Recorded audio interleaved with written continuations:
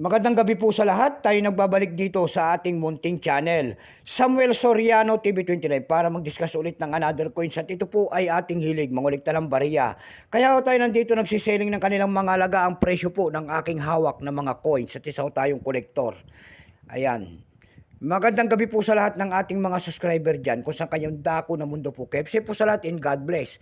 Yun naman po hindi pa po nakapag-subscribe dito sa aking YouTube channel, anyayaan ko sana kayo. At malaking tulong na po o bagay ang inyong gagawin tulad ng pagpindot ng ating subscribe button, like and share, para ma-update ko kayo sa mga latest ko pang gagawin mga video po. Maraming salamat din po sa nanonood doon sa aking FB page. Ayan, Samuel Soriano. Lahat po na nakapalo doon sa akin, thank you so much.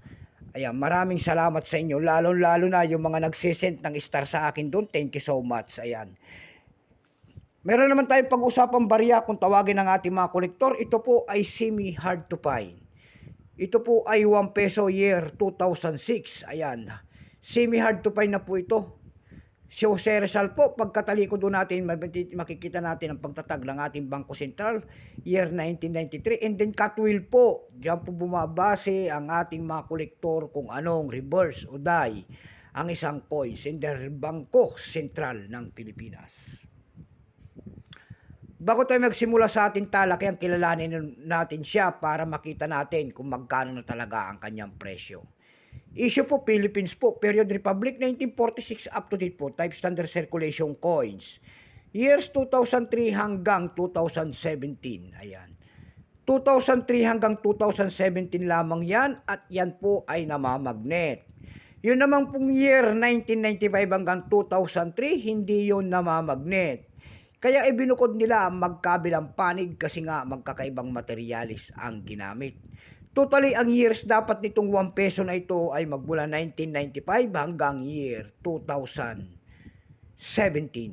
Ang hard to find pala dito ay year 2005. Itong hawak natin, ito po ay semi-hard to find lamang. Ito po ay year 2006. Ayan. May bigat lamang itong 5.35 grams, may habang 24 mm. May kapal po naman itong 1.9 mm, hugis po bilog. Orientation niya, middle alignment.